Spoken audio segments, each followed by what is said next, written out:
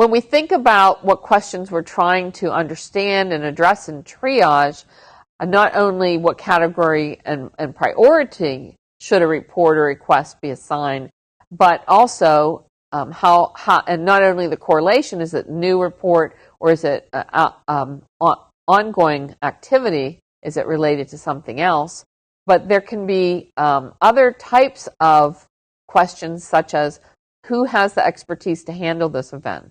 Do we need to coordinate and collaborate with anyone else?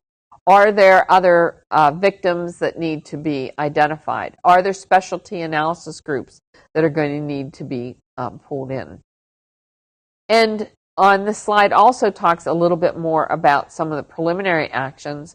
There may be reports that are sensitive that are coming in and that have been encrypted.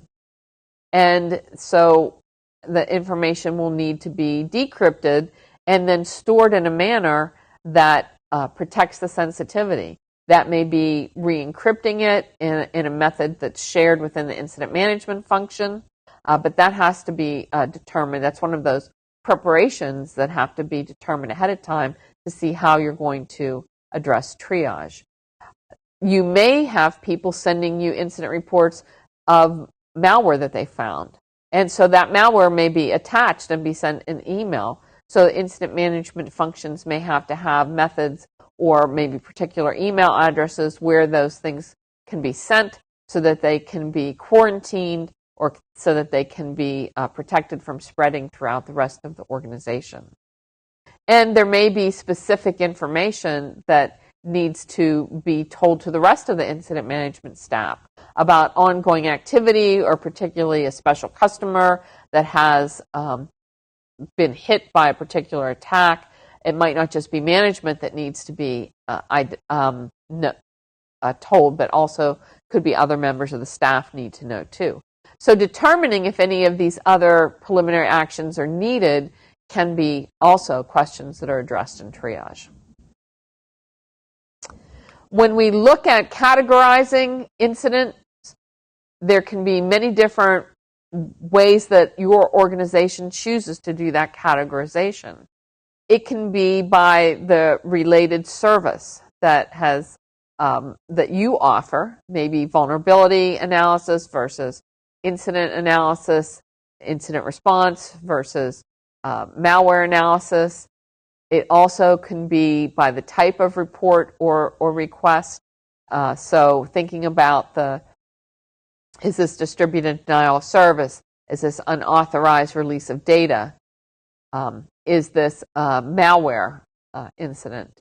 It could be tied into the type of activity. So you could break down each one of those categories: distributed denial of service, malware, unauthorized activity, to the actual type of activity that has perpetrated that malicious event. And so it may be breaking it down even more. You may have your own set of categories that you use to more detailed categories to decide how this is being done. So, for example, a distributed denial of service attack. Well, is it an amplification attack? Is it a reflection attack?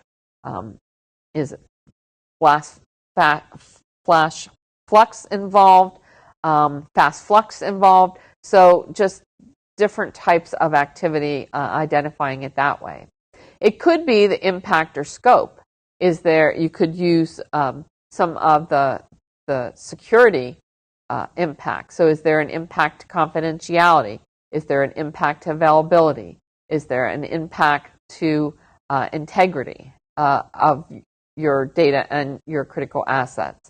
It also could be categorized by scope. How many systems or how many sites are available, what the frequency of the activity is, and what type of further business impact. It could be by the business impact, what line of business is being affected. It could depend even on the complexity of the incident itself. If there are multiple things going on, or if it's a more sophisticated incident, is it a 0 day? Is it a vulnerability we've never seen before? Is it a new attack type that we've never seen before?